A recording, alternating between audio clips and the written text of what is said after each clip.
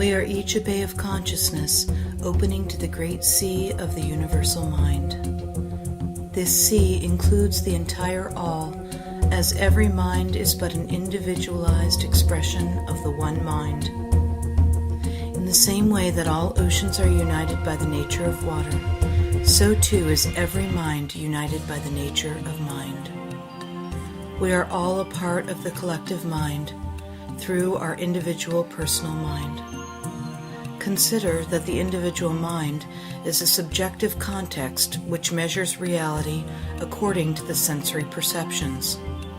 The experience of the individual mind is that it exists within veils that create the appearance of separateness. We seem to be separate and individual only to the extent that we are identified with the sensory-based descriptions of our personal minds. This material perception shows us a selfhood that is apart from the grand organism of the universal body of the one life.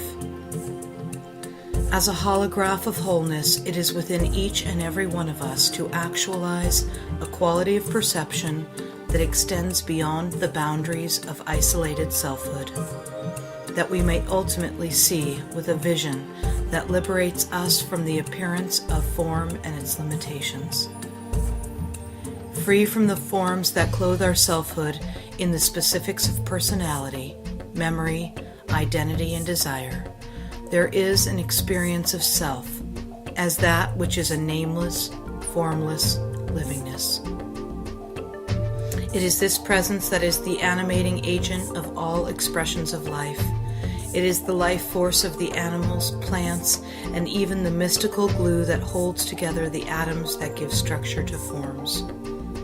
The one life looks out from behind the shells and masks of every form, from the strangers in the street, to our pets, to the very sequence of each and every event that unfolds in the stories of our world.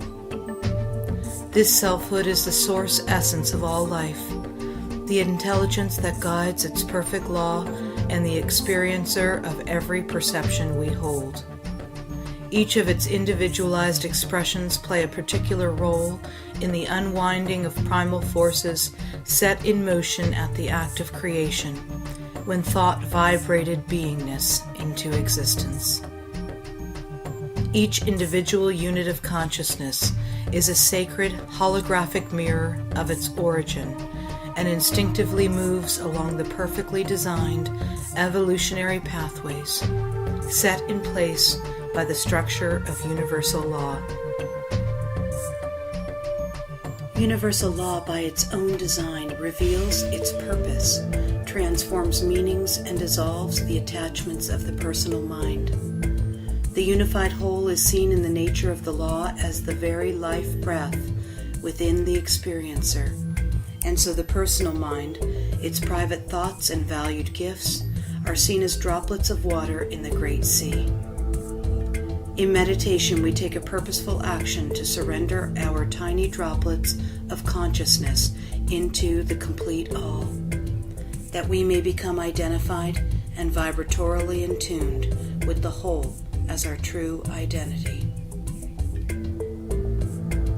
As we enter into group meditation, we are using this action to activate a conscious recognition that we are not merely individuals meditating with the collective mind, but rather it is the one mind meditating our individuality into existence.